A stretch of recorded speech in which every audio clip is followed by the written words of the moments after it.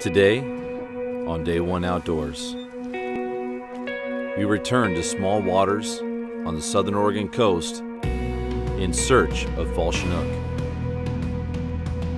Our first day was a grind, battling crowds and learning a new system. We found success on our first float and have a plan for today. The weather is deteriorating quickly, but our hopes are soaring and lessons learned. Let's do it again. What we learned from yesterday has paid off today.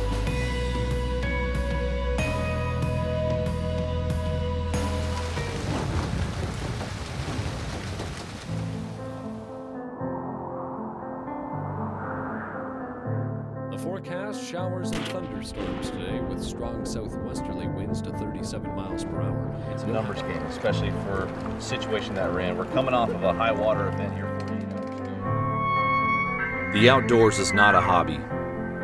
It's not our passion. It is our way of life. We make the perfect cast, slow our breathing to execute a perfect shot, spend hours researching locations and techniques. Regardless of effort, we fail. This series is not about incredible bites or trophy animals. Our goal here at Day One Outdoors is to educate our viewers utilizing new technology to offer a different perspective. Watch as we research new areas, plan out the day, and adjust to changing conditions. If not for other experienced outdoorsmen teaching me along the way, I wouldn't have this life. I owe it to them to pass this knowledge along. I owe it to you.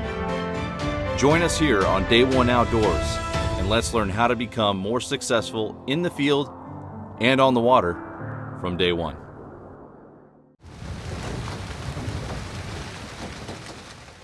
We're back again here on the Oregon coast in really small, shallow water. We had a lot of rain that came in for a few hours last night, tons of wind, but we're back out here trying to do it again. Getting down to these holes that we know are holding these fish and that will produce, see if we can capitalize on today and get a few more fish in the box. We had a great day yesterday, but we missed some opportunities, made some mistakes. We learned from them, and now we're gonna see if we can apply that knowledge to today.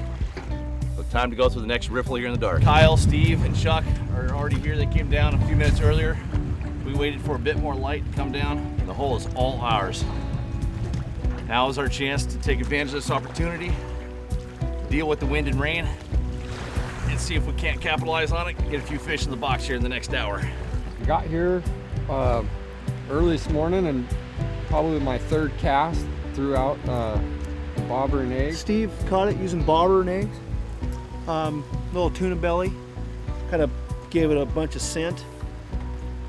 Pretty nice effective bobber down. There's fish rolling in the hole, so hopefully we'll get a few more of these this morning and should be good. Bobber just slowly started to dip down, and I tightened it up, felt them on there, and connect with the fish. The way out today is going to be really windy. We get these winds coming in from the ocean right now. There's a storm coming in, and lower part of these small coastal rivers, man, it could be fun. A lot of work, but worth it. I already have a sardine that I've ran up on my line. This is just from last cast. Just run it up the hook. A little scent right there of sardine. That'll give me a little something else to offer the fish. I'll slide that up. I'm gonna take my sand shrimp and just thread it as well up the hook. Kind of ease it through. See how it slides down the leader line. Take my egg loop that I have. And then I have a bunch of different cures right here that we have pre-cut. And I like to key in on a bite. So this one here has a lot of yummy flavors, krill and some sulfites. And then that's that. And ultimately what we're gonna get is just like that. And so we have a pretty big bait. You can see that's a 5/0 hook I'm using too. Something that, these fish have big mouths, so they'll take it just fine. Something just buffed your bobber, I think. And these fish are holding in the hole down here. You can see them rolling. So we're just presenting bait, waiting for the bite to trigger on. Gotta be patient, but we've got a few bobber downs already. These fish are coming in last night. We're not far from the ocean, just a few miles. And last night, when we were pulling off, we saw quite a few fish moving. So our plan for today was to get down here and kind of intercept some of these fish. We got the hole here pretty covered. Cody's down there at the bottom end of the hole, kind of getting them as the fish first move into the hole. It's a good spot. And then we're up in the higher in the hole, kind of on a corner. Oh shoot, you're hooked up? No, I didn't even hear you, man. I got my hood on. Get the net. Very nice. Man, it's amazing how hard these fish bite. Nice fish. There's a hatchery. All right, the fish tired out. It's ready to be netted here. It's just absolutely nasty weather, but we found a way to get bit. Ryan's had 2 bites now. And it's actually a hatchery fish. Now, this river doesn't typically have hatchery fish in it, so it's probably a stray. So that is a bonus fish for us. Nice fish. Hey, let's do it again. What we learned from yesterday has paid off today. So, Ryan, I know that you've been handling hatchery fish for the last few months. You work up at Bonneville Fish Hatchery, and I'm sure you're tired of seeing them, but you know, you saw that fish, and immediately, since you see hatchery fish all the time, you saw that it was missing its adipose.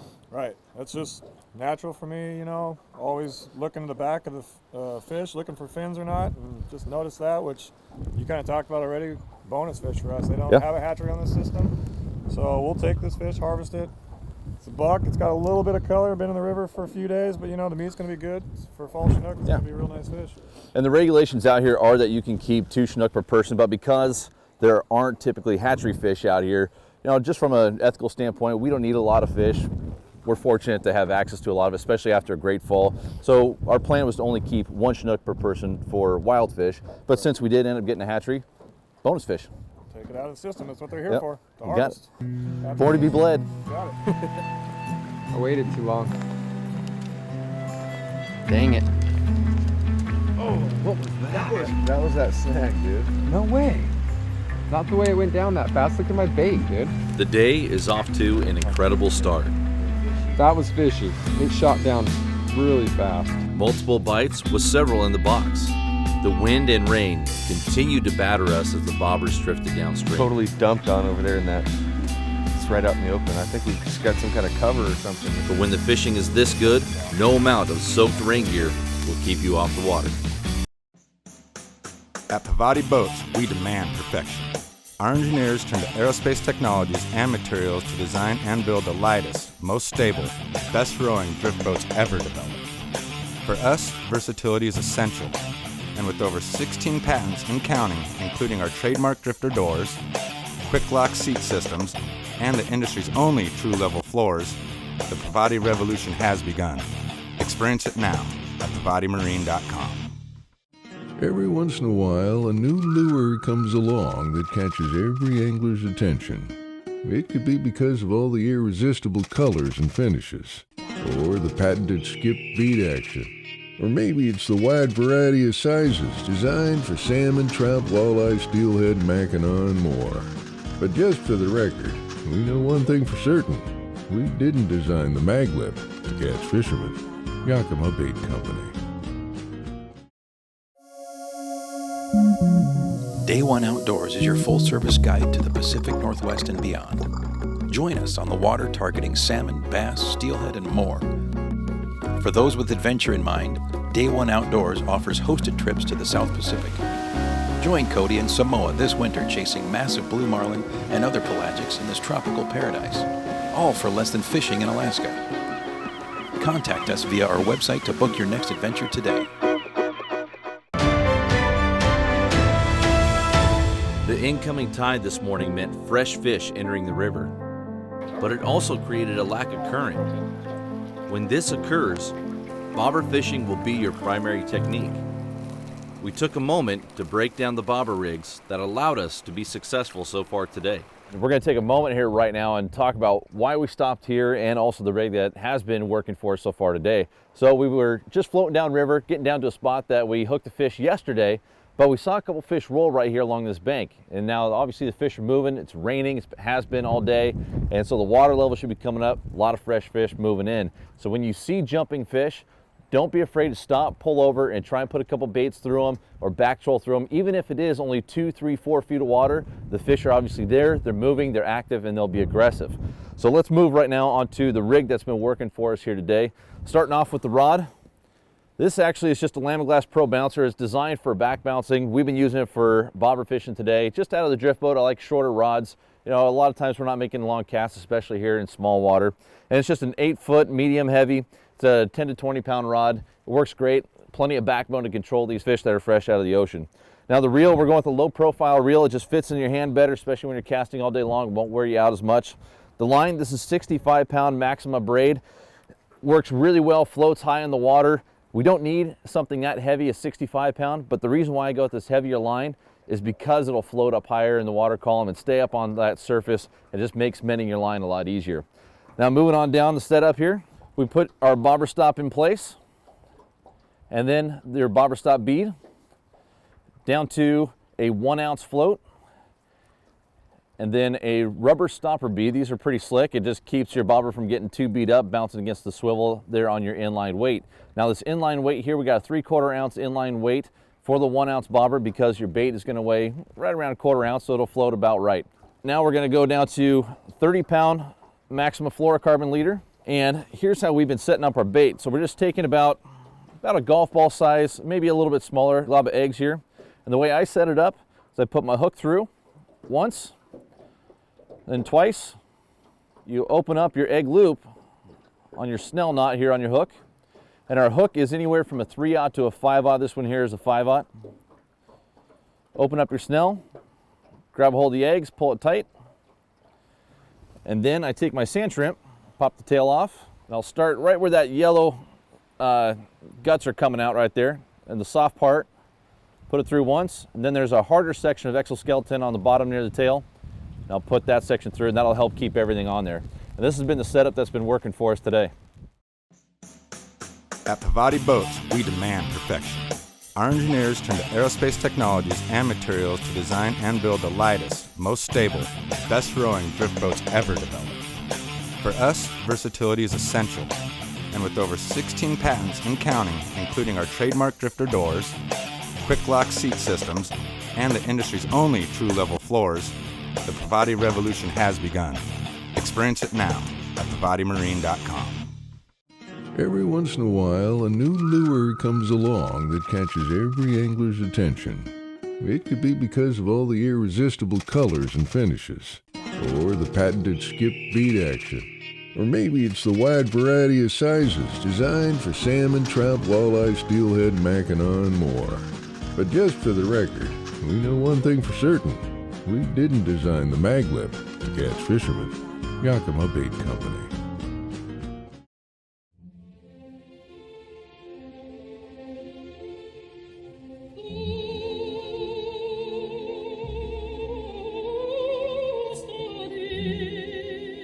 Salmon swim up to 3,000 miles to return to their exact place of birth to reproduce.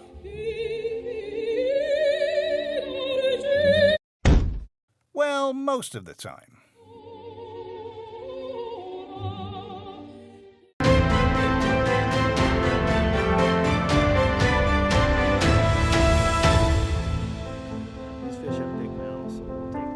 Today is already a success, but to keep the bite going, you need to be prepared to adjust to changing conditions. I'd have some cures that have been proven for me, and I use those and I mix around the different cures for the salmon until I find what's hot.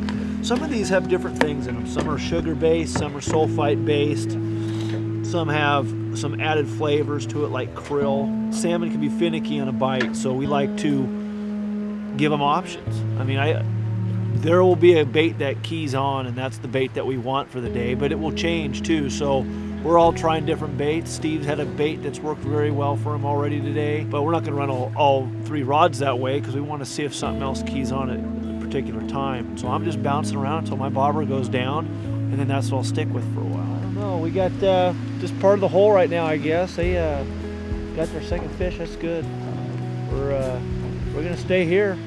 Move. There's 3 boats here fishing the hole. These fish are coming in.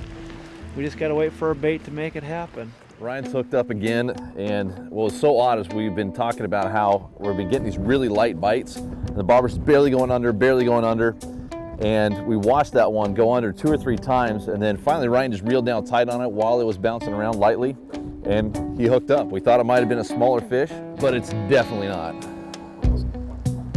Oh, you're fine. Beautiful fish. Beautiful fish. Got him good and tired out here, Ryan. Go ahead and lift up and let's do it. Look at them scrape marks on the tail there. He's not ready. Got it. Let's pull it up here and take a look. It's a fat fish, man. Just actually in the skin, not even in the mouth. It's just on the outside of the skin right here. That's how light this fish is biting. Just comes right out. That's crazy. They had a run-in with a seal right there.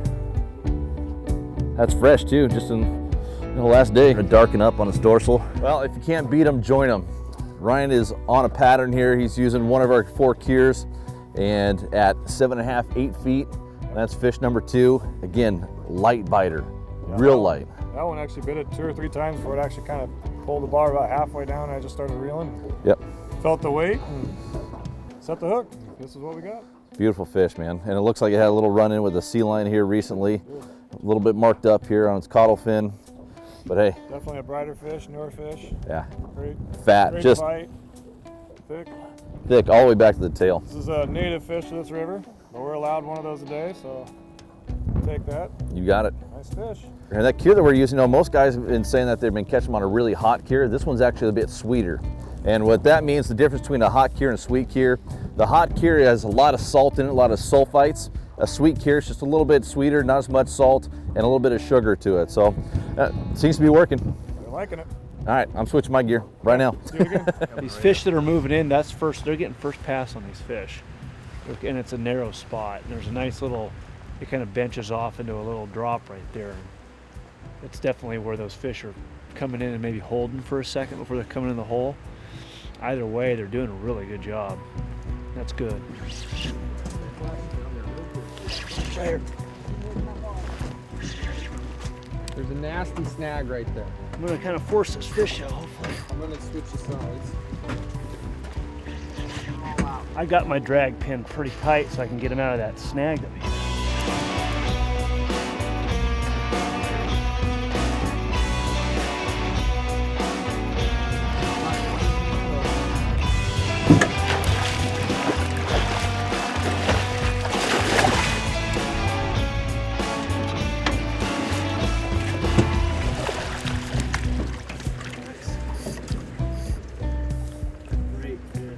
Job. Yeah.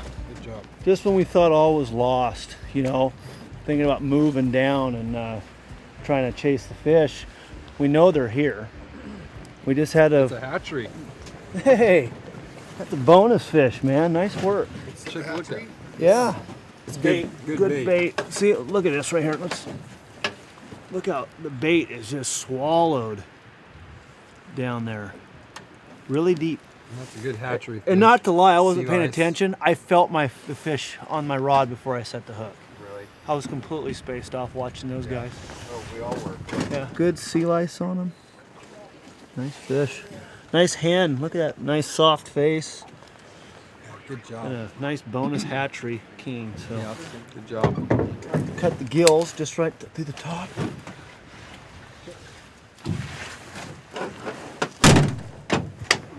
Perfect, man. That changes the day right there. That bobber went down fast. I was down there below the boat quite a ways and man, I just ate it right there. That was great. No light bite on that one. Rain just let up. Wind's still blowing hard.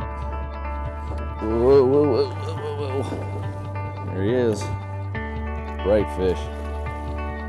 Man, so much power. And he's gonna take off again. Oh, nice net job. Good job, man. Dude, killing it today. So this is what happens when you learn from your mistakes that you made the day before, make a transition, make the changes. We've been out here an hour and a half and we got 3 in the box now.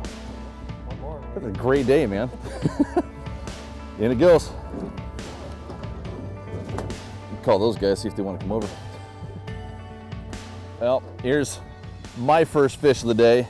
And I just made the change over to exactly the same bait that Ryan was using at the exact same depth. Second cast. Rocket science. There she is. It's the little things. You got to make changes to your presentation. Even though I'm fishing the exact same water that Ryan was, I hadn't had a good bite. So I made the changes. Ryan had a pattern going on. and this is the result. Pay attention to your surroundings and what other anglers are doing, and you'll have some more success. Awesome, buddy. Had a way to figure out that pattern. I like it. It's so much better than what yesterday ended up. Yesterday was a great day, but man, today's a phenomenal day. Awesome. Love it. Coastal Fall Chinook.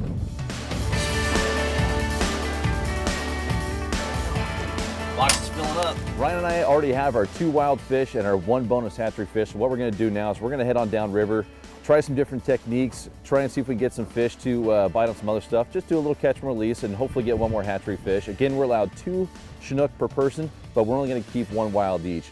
So what we're gonna do is we're gonna let the other boat, Chuck and Steve and Kyle, come in here, take this spot. We've been doing well. They already have 2 fish too, but there seems to be a pile of fish that just moved in sitting in the spot. Let them take over and see if they can't get their 1 last wild fish too. So they're coming in right now and we're gonna pick up and let them take over. Here we go. We got, both boats have fish, which is good. They got a couple wild fish and a hatchery, so they need 1 more hatchery fish. We still need a couple more, so we're gonna move over and sit in their hole while they go down river and try some different techniques, things like that. They wanna go try some plugs, maybe some back bouncing. We're gonna try bobbers a little bit longer before we make the move. If you look at the water with this wind, you can actually see where it's deeper, where the deep channel goes. I mean, you can see the nervous water on the side, and it kind of goes into a little slack. It's pretty cool. And, on the pro bouncers, bobber stop, is that your stripper guide, the first eye? I just slid my bobber stop up my main line 1 foot so that I was set at 8 feet total. So they said that that's what they were set at, so I'm not gonna question it.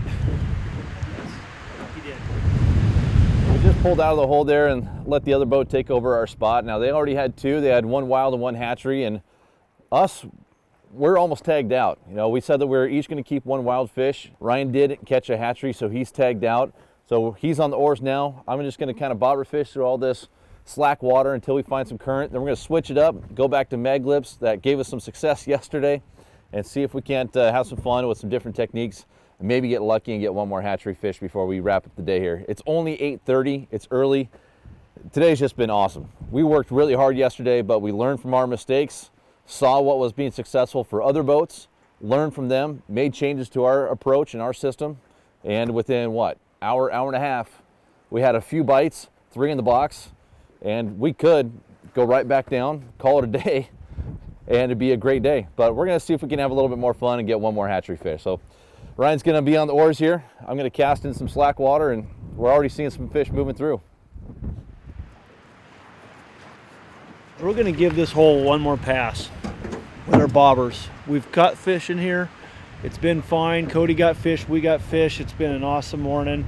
But there are some good holes downriver with a lot of fresh fish moving. So we're gonna make a move here just in a few minutes and try some different techniques, maybe some mag lips or diver and bait. Should be good. I'm running a single hook on my plugs. Very good for hook to land ratios, and that's a 5/0 Gamakatsu Big River. Fits these Maglip 4.5s really well.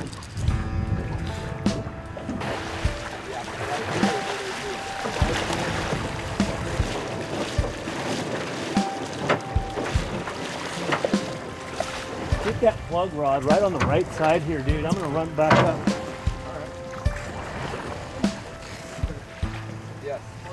Just go out there 45 feet. We just dropped in a plug, short little hole. So we're short lining it, something small with a little sardine wrap. See if we find a king in here. Well, we're gonna come through. We got to the bottom of this short little run right here. Looked fishy, and there's fish in it, but not right now.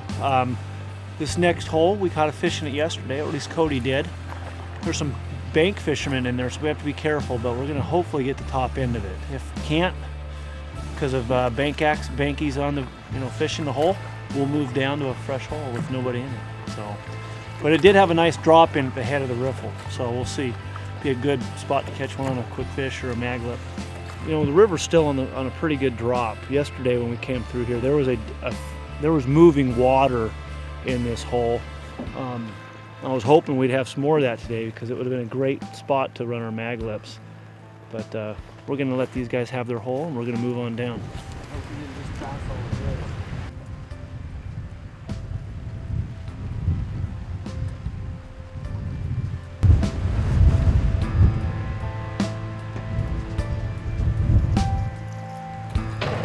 Kyle, I think we should bounce out of here. There's a bunch of bankies in here.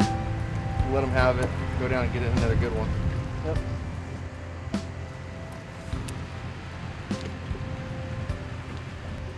Yeah, the sea lions do affect the fishing a little bit. They run the fish around, you can catch them. I mean, they're not going to get all the fish in a hole, but they usually swim after them. They're trying to eat the fish. So a lot of times these fish move quickly or they're moving around. But it's a nice deep hole to fish, so we're giving it a shot. Like right now, we're kind of in more of a slack tide. Nothing's really moving up or downstream. We're positioned the way we are because of the wind. So we're just gonna sit here on this lower part of the river with some floats and see if we can't drum up another fish before we call it a day.